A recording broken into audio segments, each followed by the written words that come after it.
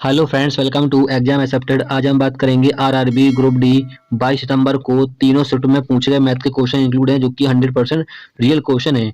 कुछ स्टूडेंट ने यहाँ पर क्वेश्चन व्हाट्सएप ग्रुप में भेजे हैं, जो कि आपके आरआरबी ग्रुप डी 22 सितंबर को फर्स्ट शिफ्ट, सेकंड शिफ्ट और थर्ड शिफ्ट में पूछे गए मैथ के क्वेश्चन इंक्लूड हैं। देखिए, क्वेश्चन सिक्वेंस में नहीं है, तो आप लोग देख लीजिए कौन सा क्वेश्चन फर्स्ट शिफ्ट में आया है, कौन सा क्वेश्चन थर्ड शिफ्ट में आया है, कौन सा क्वेश्चन सेकंड शिफ्ट में आया हुआ है। तो चलिए देखते हैं। क्वेश्चन स्क्रीन पर लगा हुआ है, जिसने एग्जाम दिया होगा उसको पता होगा। 7 सेंटीमीटर आधा त्रिज्या और 20 सेंटीमीटर ऊंचाई वाले लंबवृत्तीय बेलन का कुल पृष्ठीय क्षेत्रफल ज्ञात कीजिए। तो आपको देखिए बेलन का कुल पृष्ठीय क्षेत्रफल ज्ञात करना है। तो बेलन का कुल पृष्ठीय क्षेत्रफल होता है 2 पाई आर कोष्टक में r प्लस के h, ये होता है। अब यहाँ पर देखिए त्रिज्या दे रखी है आपको 7 सेंटीमीटर, ऊंचाई दे रखी है, हाइट दे रखी है कितना 20 सेंटीमीटर। बस यहाँ पर पुट कीजिए फॉर्मूला में। तो देखिए यहाँ पर 2 पाई का मान क्या होता है, 22/7 होता है। आर का मान यहाँ पर 7 दे रखा है और कोष्टक में हो जाएगा आर का मान 7 है और यहाँ पर हाइट कितनी है 20 है। तो यहाँ पर हो जाएगा 7 से 7 कट जाएगा और यहाँ पर होगा आपका 44 मल्टीप्लाई 27। तो यहाँ पर गुणा कीजिएगा, तो गुणा कैसा हो, 7 को 28, 2 10 और 8 0 1 8 8 1188 क्या होगा बेलन का कुल पृष्ठीय क्षेत्रफल। ये आपका राइट आंसर हो जाएगा। अगला क्वेश्चन देखते हैं। एक व्यक्ति चक्रवृद्धि ब्याज की 16% दर पर 7500 ऋण लेता है। दूसरे वर्ष के अंत में उसे ऋण चुकता करने के लिए कितना रुपए भुगतान करना होगा। तो देखिए यहाँ पर आपको रेट परसेंट दे रखा है, दर कितना क्या दे रखा है यहाँ पर 16%। प्रिंसिपल मूलधन कितना दे रखा है आपको 7500 रुपए। हमें ज्ञात करना है 2 वर्ष के अंत में ऋण चुकता करने के लिए कितना धन देना पड़ेगा, यानी आपको अमाउंट ज्ञात करना है। ठीक है, तो फॉर्मूला क्या होता है, फॉर्मूला होता है ए इक्वल टू पी 1 प्लस के आर अपॉन 100 और टाइम, ये होता है फॉर्मूला में। तो चलिए यहाँ पे पुट करते हैं। तो देखिए ए इक्वल टू हमें ज्ञात करना है, अमाउंट ज्ञात करना है मिश्रधन। प्रिंसिपल कितना दे रखा है मूलधन 7500 और यहाँ पर 1 प्लस त्रिज्या सॉरी रेट परसेंट कितना है 16 है और यहाँ पर 100। टाइम कितना कह रहा है 2 वर्ष के लिए, क्योंकि हमें 2 वर्ष के अंत में कह रहा है। तो देखिए यहाँ से काटेंगे, तो देखिए 16 से 4 को 16 और यहाँ पर कटेगा 25। ठीक है, यहाँ पर एलसीएम लोगे तो ए इक्वल टू हो जाएगा 7500 और ये एक कोष्टक में हो जाएगा 29/25, क्योंकि यहाँ पे एलसीएम लिया, डायरेक्ट पुट गया, पावर कितनी है 2 है। तो देखिए यहाँ पर खोलोगे तो ए इक्वल टू कितना हो जाएगा 7500, 29 का वर्ग कितना होता है 841 होता है और 25 का वर्ग कितना होता है 625 होता है। तो देखिए यहाँ से काटिए, 5 से काटोगे तो ये कटेगा 15 बार और यहाँ से 125 फिर से काटिए, तो यहाँ पर 5 से काटोगे 5 या 15 और यहाँ 25, 5 से फिर काटिए 5 25 और 6 पंचे 30, 60 बचा यहाँ पे। 5 से काटोगे 12 पंचे 60। अब 12 का गुणा कीजिए संख्या में यहाँ पर, तो कितना हो जाएगा 12 कम 12 बच्चों को आता है 49 4 49 4 96 90, तो 9092 क्या होगा मिश्रधन, इतना धन उसे चुकाना होगा। अगला क्वेश्चन देखते हैं। एक षष्ठकोण में कितने विकर्ण होते हैं। देखिए आपको कोई भी पॉलीगन दे सकता है, यहाँ पर पंचकोण दे सकता है, द्विकोण दे सकता है। द्विकोण का मतलब जिसमें 12 भुजाएं होती हैं। आयत दे सकता है, त्रिभुज दे सकता है। पूछ दे विकर्ण की संख्या क्या होगी। तो देखिए यहाँ पर फॉर्मूला क्या होता है, फॉर्मूला होता है n-3 अपॉन 2। यहाँ पर क्या षष्ठकोण, षष्ठकोण का मतलब 6 भुजाओं वाला, तो n बराबर कितनी है 6 भुजाएं दे रखी हैं। तो यहाँ पर पुट करेंगे हम फॉर्मूला में, तो 6 माइनस 3 अपॉन यहाँ पर 2 होगा, n नहीं होगा 2 होगा, तो यहाँ पर 2 हो जाएगा और n 3/2 काटोगे यहाँ से 3 3 को 9, तो 9 विकर्ण होंगे षष्ठकोण में। ये आपका राइट आंसर हो जाएगा। अगला क्वेश्चन देखते हैं। एक नाविक 1 घंटे में धारा के प्रतिकूल 2 किलोमीटर जाता है और 10 मिनट में धारा के अनुकूल 1 किलोमीटर जाता है, तो शांत जल में 6 किलोमीटर जाने में कितना समय लगेगा। तो देखिए यहाँ पर कह रहा है एक नाव जो है वो 1 घंटे में धारा के प्रतिकूल, धारा के प्रतिकूल का मतलब है x minus y equal to 2 kilometre जाता है कितने 1 घंटे में, तो यहाँ पर स्पीड कितनी होगी 2 किलोमीटर प्रति घंटा। फिर यहाँ पर कह रहा है कि और 10 मिनट में धारा के अनुकूल, अनुकूल की बात करें तो x प्लस वाई कितनी दूर जाता है 1 किलोमीटर 10 मिनट में जाता है, तो 10 मिनट में दे रखा है। अब देखिए दूरी जो है वो आपको किलोमीटर में दे रखी है और जो टाइम है वो मिनट में दे रखा है, तो इसको करेंगे घंटा में चेंज, तो 60 से हम भाग देंगे, 60 चला जाएगा ऊपर आपका, तो यहाँ से काटोगे तो आपकी स्पीड निकल कितनी आएगी 6 किलोमीटर प्रति घंटा। अब यहाँ पर कह रहा है शांत जल में 6 किलोमीटर जाने में कितना समय लगेगा। तो यहाँ पर दोनों इक्वेशन को हम सॉल्व कर लेंगे, तो यहाँ पर काट दोगे 22 से 22 कट जाएगा, यहाँ बचेगा 2x और यहाँ पर जोड़ दोगे दोनों स्पीड को कितना हो जाएगा 8, काटोगे तो x इक्वल टू कितना हो जाएगा 4 किलोमीटर प्रति घंटा। अब यहाँ पर देखिए शांत जल में नाव की चाल निकल के आगे कितनी 4 किलोमीटर प्रति घंटा। हमें ज्ञात करना है कि शांत जल में 6 किलोमीटर जाने में कितना समय लगेगा। तो फॉर्मूला क्या होता है, d equal to S T होता है। d यहाँ पर डिस्टेंस है, s यहाँ पर स्पीड, t यहाँ पर टाइम। तो डिस्टेंस कितनी है 6 किलोमीटर। अब यहाँ पर स्पीड कितनी है, स्पीड निकल के आई कितनी 4 किलोमीटर। तो यहाँ पर रखेंगे तो यहाँ से हम ज्ञात कर पाएंगे टाइम। तो देखिए टाइम जो है वो आपका घंटे में दे रखा है 6/4। हम इसको चेंज करेंगे किसमें, मिनट में। तो 60 से गुणा कर देंगे तो 15 चौको 60 और यहाँ पे गुणा करोगे तो टाइम निकल कितना आएगा 90 मिनट। 90 मिनट में 6 किलोमीटर लगेगा। ठीक है, तो 90 मिनट आपका करेक्ट आंसर हो जाएगा। अगला क्वेश्चन देखते हैं। अगला क्वेश्चन पूछा गया था, इसका आपको मान ज्ञात करना था। तो देखिए जब भी अंडर रूट के अंदर इस प्रकार से वैल्यू दे रखी हो, तो देखिए यहाँ पर दे रखा है under root plus dot dot dot dot का मतलब होता है यहाँ पर x मान लीजिए। ठीक है, तो यहाँ पर देखिए x इक्वल टू हो जाएगा आपका under root x plus x, ये लिख सकते हैं। अब दोनों ओर हम कर देंगे वर्ग, दोनों ओर वर्ग कर देंगे तो ये हो जाएगा आपका एक्स स्क्वायर, और यहाँ पर वर्ग करोगे तो यहाँ पर ये कट जाएगा तो बराबर 6 प्लस एक्स ये बचेगा। अब यहाँ पर इन दोनों को इस साइड ले आइए तो क्या हो जाएगा एक्स स्क्वायर माइनस के एक्स माइनस 6 इक्वल टू 0। अब यहाँ पर देखिए ऐसा सोचना है आपको, गुणा करने पर 6 आ जाए, जोड़ने घटाने पे 1 मिल जाए। तो देखिए एक्स स्क्वायर माइनस के 3x प्लस के 2x। अब गुणा करने पे हम गुणा कर देंगे 3 दूनी 6, तो हमें कितना मिल जाएगा माइनस का 6 मिल जाएगा, और जोड़ने घटाने पे मिल जाएगा 1। तो यहाँ पर x कॉमन ले लोगे तो x माइनस 3, तो यहाँ पर प्लस 2 कॉमन एलसीएम लोगे तो x माइनस 3 इक्वल टू 0। तो यहाँ पर x माइनस एक कोष्टक में होगा, दूसरे कोष्टक में होगा x प्लस 2 इक्वल टू 0। तो यहाँ पर देखिए x बराबर क्या हो जाएगा 3 हो जाएगा, और यहाँ पर हो जाएगा x माइनस 2। अब हमें देखिए माइनस का वैल्यू हम लेते नहीं है, प्लस का वैल्यू लेते हैं, तो यहाँ पर x बराबर 3 करेक्ट आंसर हो जाएगा। अगला क्वेश्चन देखते हैं। यदि x यहाँ पर ये दे रखा है, आपको इसका मान ज्ञात करना था। ठीक है, तो यहाँ पर देखिए x का मल्टीप्लाई अंदर कर देंगे तो क्या हो जाएगा, ये हो जाएगा 3x माइनस के 2x upon x equal to 3/x। तो यहाँ से ये कट जाएगा। ठीक है, इसको इधर ले आइए और 2 को उधर ले जाइए आप, तो क्या हो जाएगा 3x माइनस के 3/x बराबर 2, ये ले सकते हैं। तो देखिए यहाँ पर यदि हम 3 कॉमन ले लें यहाँ से तो क्या हो जाएगा, 3 कॉमन ले लिया x माइनस 1/x बराबर 2। 3 जो है वो इधर चला जाएगा आपका, तो क्या हो जाएगा यहाँ पर कर लेते हैं x माइनस 1/x बराबर 2/3। हमें ज्ञात करना है एक्स स्क्वायर प्लस 1/x का मान ज्ञात करना है। तो दोनों क्या कर देंगे, हम वर्ग कर देंगे, क्योंकि हमें पावर 2 लगा हुआ है यहाँ पर। ठीक है, तो यहाँ पर देखिए खोलेंगे इसको तो एक्स स्क्वायर प्लस के 1/x स्क्वायर माइनस के 2 मल्टीप्लाई x मल्टीप्लाई 1/x, और यहाँ पर हो जाएगा 4/9। यहाँ से कट जाएगा तो यहाँ पर हो जाएगा x square plus 1/x square, 2 उधर चला जाएगा आपका, तो क्या हो जाएगा 4/9 प्लस के 2। यहाँ पर हम एलसीएम ले लेंगे तो क्या बचेगा यहाँ पर 9 9 दूनी 18 22, तो 22/9 करेक्ट आंसर हो जाएगा। अगला क्वेश्चन देखते हैं।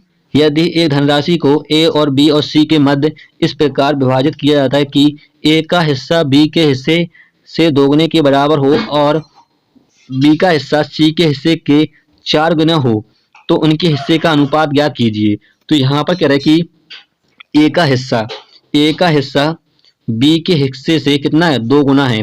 तो यहाँ पर लिख सकते हो आप a b इधर चला जाएगा आपका, तो क्या हो जाएगा 2/a, ए लिख सकते नहीं लिख सकते। अब हमें a और b का अनुपात पता है।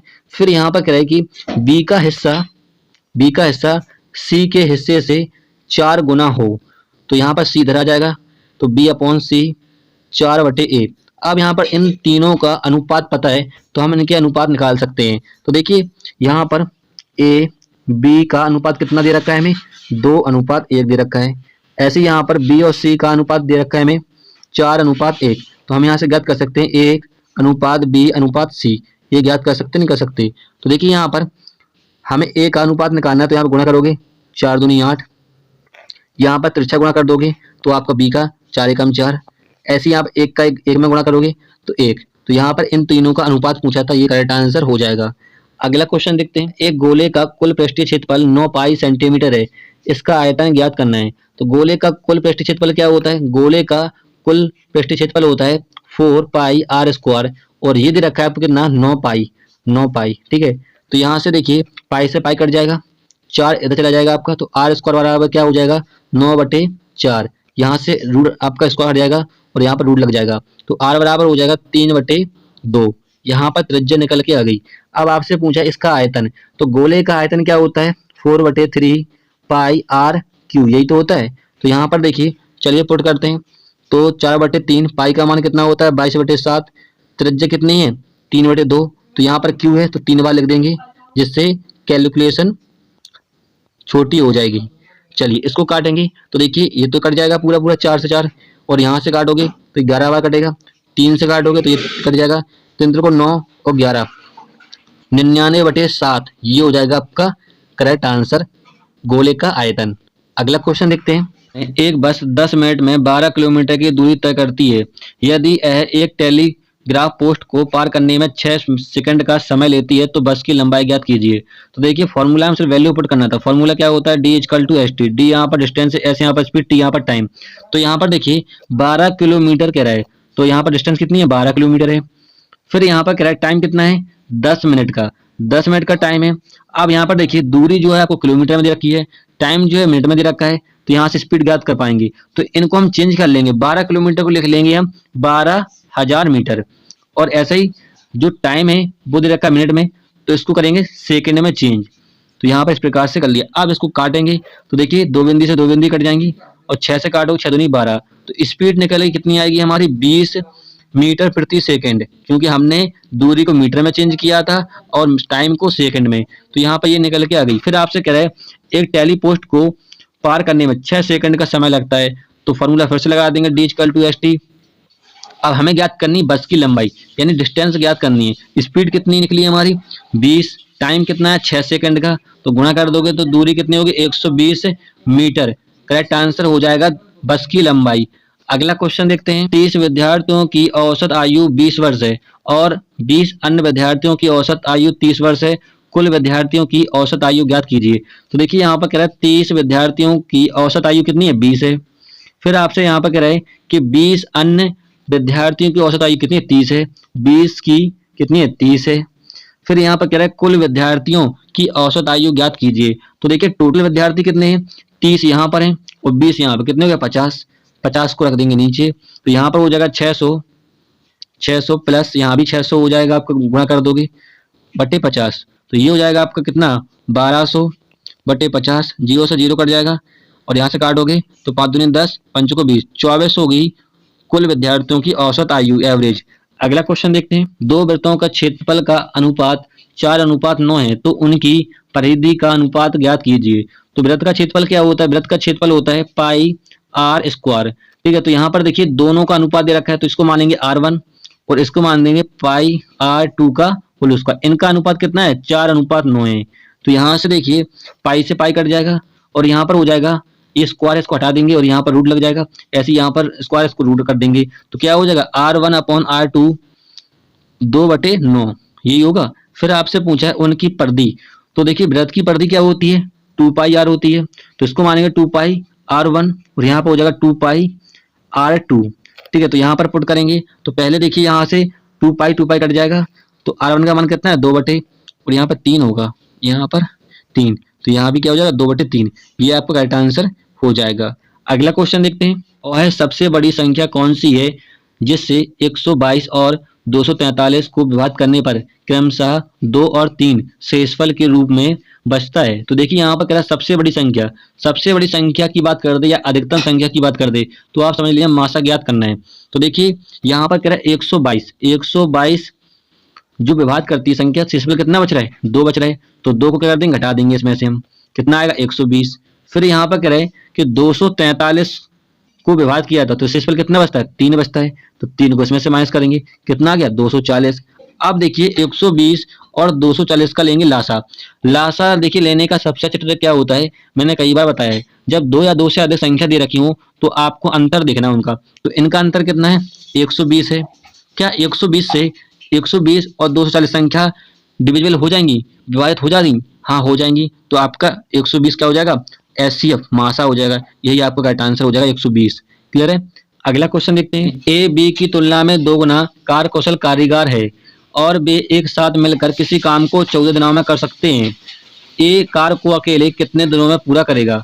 तो देखिए यहाँ पर कह रहा है कि ए जो है बी से दोगुना कौशल है। दोगुना कौशल का मतलब है इनकी इफिशियंसी दे रखी है। तो देखिए यहाँ पर ए की इफिशियंसी कितनी है, क्षमता 2 है, बी की कितनी है 1 है क्षमता। इफिशियंसी का मतलब होता है क्षमता, कितनी क्षमता से कार्य कर रहे हैं। तो देखिए यहाँ से निकालेंगे टोटल वर्क कितना है। तो यहाँ पर कह रहा है कि एक साथ मिलकर किसी काम को 14 दिनों में पूरा करते हैं, यानी ए प्लस बी एक साथ काम कर रहे हैं तो कितने दिन में काम करते हैं, 14 दिन में। अब यहाँ पर देखिए दोनों का हमें दे रखा है 14 दिन में काम कर रहे हैं, तो दोनों का एफिशिएंसी कितना है, टोटल 3 यूनिट है। तो गुणा कर देंगे 14 का और 3 का, कितना होगा 42। तो 42 निकल के आ जाएगा टोटल वर्क, मतलब काम कितना है, कितना 42 है। अब आपसे पूछा है ए अकेले कार्य को कितने दिनों में काम को पूरा करेगा।